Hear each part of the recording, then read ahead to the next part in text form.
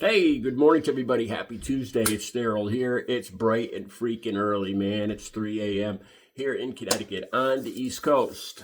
Okay, I'm not big on conspiracy theories. I am not a conspiracy theory guy.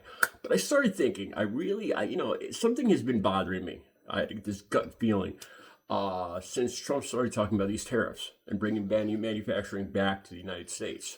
It seems like a good thing.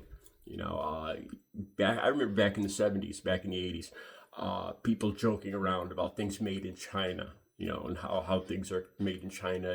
If it falls apart, oh look at the tab, it says made in China, and jokes about that and how everything is made there and not made here, and how it seems like it would be a good idea to bring manufacturing or factory jobs, because that's what it's really called, right? A factory job. That's what we're really talking about here, a factory job. When you look at China, they're putting together these sneakers. I started thinking, what would affect me with these tariffs? The cell phones, the mountain bikes, the sneakers. I have like 20 pairs of sneakers here. I do a lot of walking and biking. And you look at them, look at the actual Chinese people making these products. And it's not something, it struck me. Why do we really want these jobs? It doesn't seem like something that Americans are good at.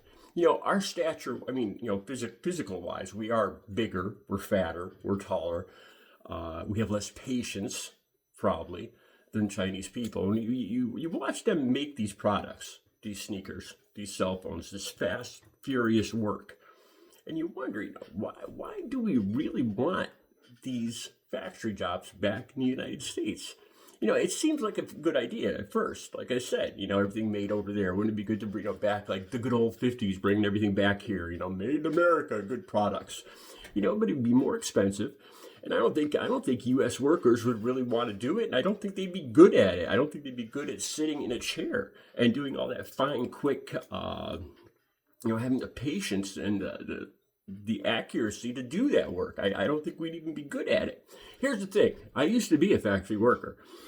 Back when I graduated high school, 1985, I worked for a big company here in Connecticut. It was called the Seaman Company. It's spelled Siemon. They probably still exist today. It was a big phone company, and they made these blocks. This is one of the things they made were connecting blocks, like for big corporations or buildings where there was a lot of phone lines. It was like a plastic Lexan block that had a series of metal clips, a couple hundred metal clips on it.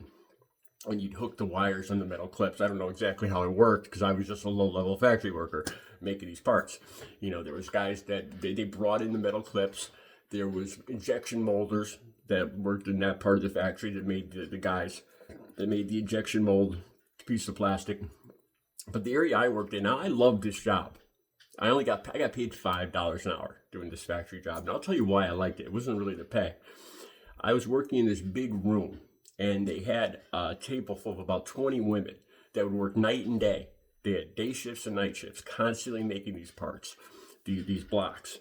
And the girls would sit at a table, and my job was to dump the metal clips onto the table, and the girls would sit there as fast as they can because they got paid by the piece, assembling and putting these metal clips into these plastic parts. And they were being the only guy in a room full of like 20 something, late teens, 20 something beautiful women. And that wasn't the only girls in there. There was the older, like married women that worked on the machines, because they had machines that they rigged these machines that also put these clips into the blocks.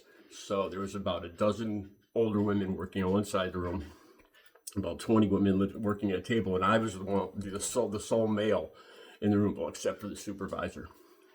And I would bring the parts to the women, and I was like, I loved the attention I got in that room. But I thought about it. I saw the guy that owned the company. He lived in the best part of town, because he was about my age. He was going to college, and he's one of the richest guys in town. His family was the Seaman family, and they owned the company. And he didn't work in this factory. He was busy going to college. So I started thinking about all this and bringing back manufacturing or factory jobs back to the United States. Why do we really want to do that? Why are we suffering these tariffs to force these jobs. How long would it take for these jobs to come? A good 10 years for these jobs to be disassembled in China and reassembled here in the United States to hire the people. It would take good, I don't know, I guess 5-10 years. So why am I suffering these tariffs? Why is Trump putting me through these tariffs? A little pain now for a lot of gain later. That's what we keep hearing. Back when Joe Biden was president, God forbid eggs went over $5. But now it's a little pain now for a lot of gain later. You're an American, you could suffer through it. And I started thinking about that. Why are we going through that? And then I had an epiphany. It occurred to me why. Think about, like I said, the owner of this company was filthy rich. And I thought about him. I thought about the chain of command. I thought about the average pay for a manufacturing job here in America. The average entry-level pay. Why am I getting tariffs? Why am I suffering through these tariffs now to bring this manufacturing back to the good old United States in 10 years? So some kid in 10 years that dropped out of high school could get an entry-level, low-paying factory job in Kansas somewhere, to bring this manufacturing. Why, what part of that is good for me? Besides for the made in America, the whole idea, what part of that do I, why would I want to do that? And it occurred to me, the average entry-level manufacturing job is $16.86. I started thinking, why don't we just leave those jobs there and do what we're good at, like healthcare aides, data entry scientists. If you looked it up, I'll have some links down below. Stuff that or green power, solar energy. Why don't we expand on things that are already here and excel at that and take control of that and be the leaders in the world in that, and let the Chinese make the stuff that they're good at making, and it'll benefit us both because we'll have to pay less for those things. And I don't think the things that are made in China are any shoddy or better that they're made in America or made over there. I really don't. I think we can make just as big a junk here as they can make in China. Okay, so I started thinking about this. So who benefits from this? Me suffering through tariffs right now, paying an extra, well, Trump keeps changing his mind, so who knows? But, paying an extra $50, $100, $150 for electronics, a TV, I don't know, whatever, a pair of sneakers, what do I get out of it? And who really benefits? So I started thinking about the chain of command. Why do they really want these manufacturing jobs back here? And it's not for me. It's for the top level billionaires, the 1%. They're the ones that would benefit from bringing back these jobs and having, because the unemployment level was at the lowest it ever was since October 53. The unemployment level has never been lower than October of 1953, when it was 3.4%. Guess what it was when Biden was in office, the last year he was in office? Right around 3.94%. It's never been lower than that. We had extremely low unemployment. So why? Why bring all these manufacturing jobs? Why go through all this pain of the tariffs and the bad look around the whole world, the tearing apart the global economy to try to force these jobs back here, just so in 10 years some kid that dropped out of high school could get a low-paying job in a factory? What's the sense in that? Did we ever stop to think about that? So I started thinking about the chain of command, and there's a link for this down below. It starts off with the floor worker. Okay, he's the foundation level of manufacturing. He's the bottom level. Without him, nothing is made. But he is the one that everybody profits off of because he makes the actual parts, the assembly, the parts, and everything. Without him, there is no product. Okay, so it starts with the floor worker. Then the supervisor, team leader, who makes a little money, bonuses off the guy below him, the floor worker. Then the guy above him is the manager, department head, and he makes a little more money off the two guys below him, the supervisor and the floor worker on the bottom. Then there's the plant manager, who makes money off the guys below him. Then there's the vice president of operations, or the COO. And then above him, finally, is the CEO, who Who's the CEO, you ask? Trump and his buddies. They're the ones that profit off this whole pyramid. Well, it's actually an upside down pyramid. Well, no. Yeah, no, it's a right side up pyramid.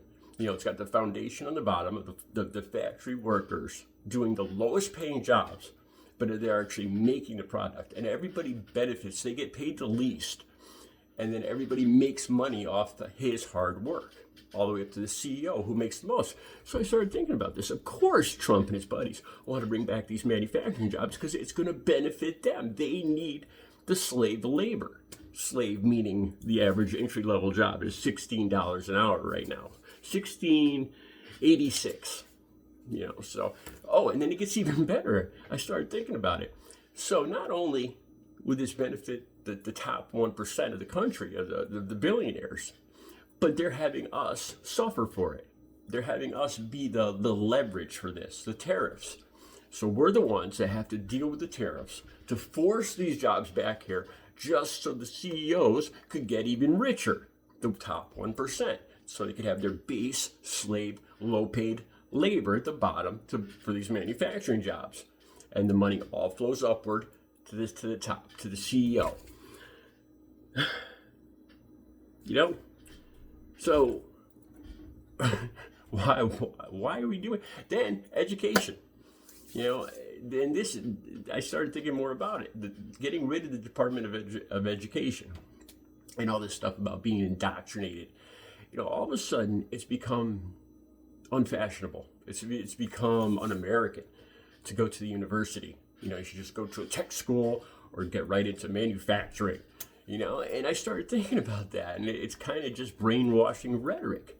But I thought back to that guy that owned the factory when I was making $5 an hour, and my buddy was the owner. My buddy's son, I hung out with him, and he was going to the university. He wasn't working in a factory. And I started thinking about that. Because that'll force us into those jobs, those low-paying factory manufacturing jobs, by not having an education. So they're brainwashing us into thinking that, we don't want to get indoctrinated by going into universities and getting an actual education. It's indoctrination. It's not an education. It's not going to do any good in the real world. Just go into manufacturing. Make money for me, this top-level CEO. Think about it. It's all a big conspiracy theory to make more money for the top. Think about it. Am I wrong? Am I wrong? Tell me down below. Have a good Tuesday.